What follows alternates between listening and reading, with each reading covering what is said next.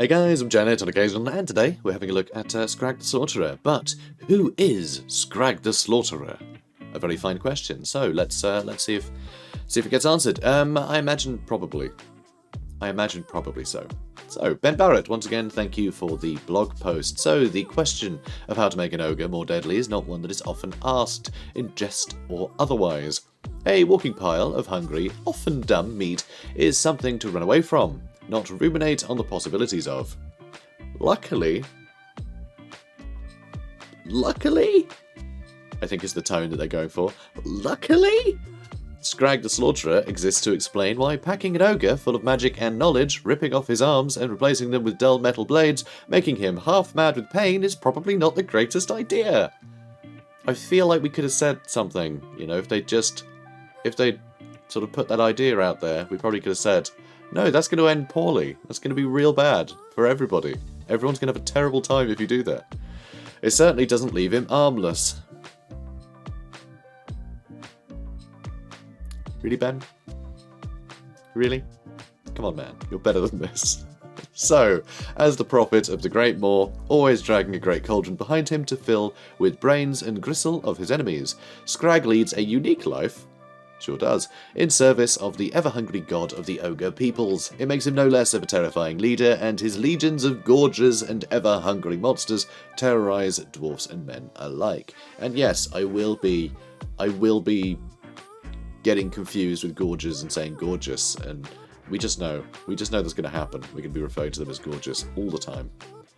Not even due to confusion, let's be honest. I'm going to do it intentionally because I think it's funny, because they're a bunch of snarling, gibbering, like, slobbering brute monsters that rip people apart and eat them. So calling them gorgeous, I think, is a giggle for me. That's how I get my kicks. So one such terrified man, Andy Hull, joins us to give the lowdown on Skrag. And once again, if you've missed all the millions of blog posts that I've been covering, Andy Hull is the head writer of Total War Warhammer 3, so he has pedigree on this sort of thing. So, what differentiates Skrag from Greasus? They're very different characters. While Greasus is a king that sits upon a throne of gold and greed, Skrag is a wanderer. He roams around, led by his visions and surrounded by the ghoul-like and ever-hungry gorgers.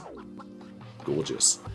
He is a caster, a powerful slaughtermaster, and the most adept user of gut magic there is, for that is the magic of the Great Moor, and Skrag is his prophet. Very cool. Also, I exaggerated in the thumbnail the other day, which I don't think anyone noticed, but I find this pose of his is real sassy. It's just kind of like, you know? Do you get that impression? I get that impression. I think he's a sassy boy. I think so. Anyway, what does he keep in his cauldron, and how did he end up like this? Very good question, that one. Skrag was the head slaughtermaster of Bron Rockgrinder, a tyrant with a notoriously bad temper. It almost sounds like he's the. It almost sounds like a Ogre Kingdom's high school. You know, just like, oh, slaughtermaster. I loved your assembly. Great how you ate one of the children. That was iconic. It was, yeah, very inspiring. Well done. Anyway, so a tyrant with a notoriously bad temper. While Skrag's role was of a high station, he was tormented by a particularly cruel little Noblar who happened to be bronze favoured. The Noblar knew it and thought itself under the tyrant's protection, but it perhaps pushed Skrag too far. He accidentally cooked the irritating Noblar and served it up on a platter to Bron at a great feast. The tyrant was not amused. In a rage, he hacked off Skrag's hands and devoured them in front of his cheering ogres. He ordered Skrag's pot be attached to the ex-slaughtermaster's back so he could drag his shame about until his dying days. The tyrant was not finished. He banished Skrag to the cursed undercaves of Bronze Mountain. I wish I had a mountain. Where he was led and sealed in. The hungry gorgeous that lurked there quickly sensed prey. Skrag wasn't having any of that. He stuck his butcher's tools into his bloody stumps and made short work of the pack that attacked him. Ugh. From that moment on, the gorgers who survived Skrag were his servants. The pack would soon swell, as if the creatures knew of the carnage and meat that was to come. Very, very cool. I do love the idea of being left for dead and then starting some sort of mole people mutiny. I think it's pretty great. So love that. Also, this does make me think about the anatomy of ogres, because you think having your arms, you know, chopped off and all the rest of it, surviving that must be pretty difficult. But actually, it's easier for ogres than most, because all of their vital organs are in their belly. Their gut is where they have all their vital organs. The rest of their body is basically just muscle and meat. So it kind of makes sense that they can just have their, you know, limbs lopped off and be fine with it. Kinda. I'm sure there was some trauma, but you know, he clearly got over it quite quickly. Very, very practical man. So yeah, I think that's fun. I think that's a lot of fun, just generally as a, you know, Skrag thing. So Skrag finally emerged out of the caves further up the mountain. He had been wandering in the dark for a while and was now convinced the Great Moor was talking to him, guiding him to a great purpose. He came upon Bron's tribe from above with his pack of gorges and enacted a bloody revenge, filling his cauldron to the brim, which seemed to greatly please the Great Moor. So, as a player, keep his pot full, and the buffs will surely follow. Lovely. I love it. So, how did Skrag end up quite so far-flung from his brethren, and what else can you tell us about him? How did he end up quite so far-flung from his brethren? So where's he going to start? Interesting. Skrag is a wanderer with no rhythm or reason, or so it seems. He is led by the Great Moor, which makes him the perfect candidate for the events to come.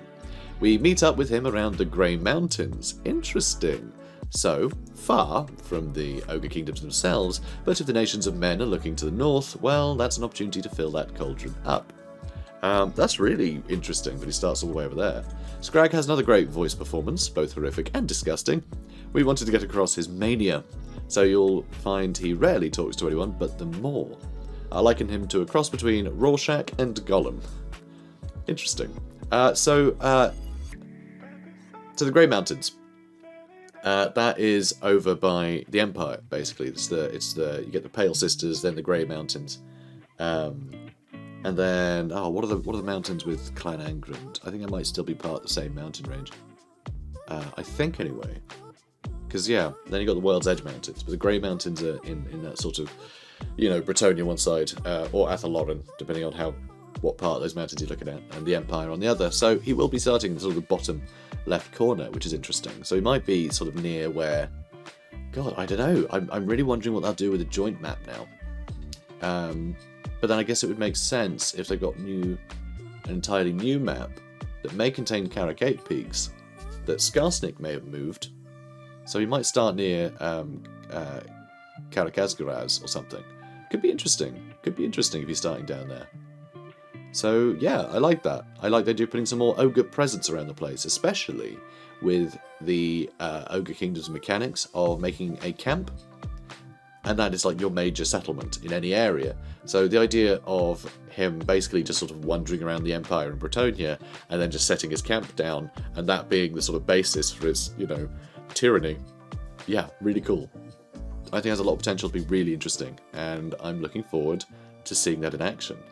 Oh, I really just want to play an Empire campaign now, knowing that he's going to be nearby and terrifying. I think it's really fun. So Skrag is more than happy to induct you into the worship of the Great Moor, just as soon as Warhammer 3 launches on February the 17th. We hope you're hungry. Well, yeah, I am. I am hungry for Warhammer 3. You teasers. Anyway, so this is awesome. I like Skrag. He's very sassy. He's very sassy indeed. And yeah, I can't wait to see him in action. I think he's really cool. I think he's a really interesting character. Horrible, but, you know, in that kind of Warhammer way that is horrible, but you can't help but want to play around with him. That's just what you do, right? Warhammer's a creepy, disgusting world. So, yeah, the Ogre Kingdoms are really, really upping the ante on that respect, which I think is brilliant. So, guys, if you've enjoyed this, please do comment, like, and subscribe. I'll see you in the next one. Take care, guys.